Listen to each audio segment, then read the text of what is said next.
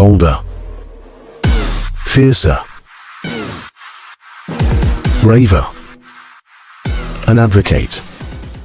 Hello, universe. I am Fabiana Grande, representing the USA. I grew up in California, and growing here, I saw a lifestyle that no one would ever want. Many children are suffering to survive on a daily basis, and I saw how they don't have an education. This made me pursue my education, and just last year I graduated as a summa cum laude in my degree, Juris Doctor. Being a lawyer is not an easy job, but it is something I want to pursue because of what I've seen with our justice system in my country. Works. Seeing the faces of those helpless children made me realize that I had to do something.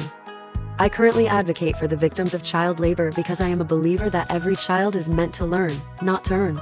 Child labor is a pervasive issue that continues to plague societies across the world. Despite numerous international agreements and domestic laws prohibiting child labor, millions of children are still subjected to exploitative practices. According to a recent report by the International Labor Organization, there are an estimated 150 million children around the world engaged in child labor, which is defined as work that deprives children of their childhood, potential, and dignity.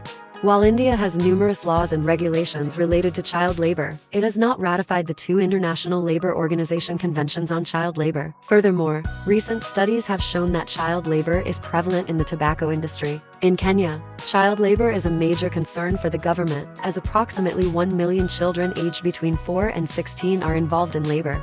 Despite the existence of laws prohibiting child labor, there are still several factors that contribute to the persistence of this issue in many countries. One such factor is corruption and a lack of strict rules against traffickers, as highlighted by Anya Machi in the Kenyan context. Furthermore, the absence of a clear-cut definition of child labor under international law makes it difficult to measure the extent of its prevalence accurately.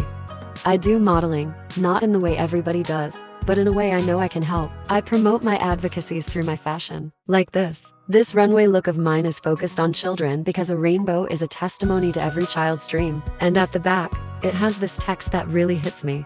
A child is meant to learn, not to earn.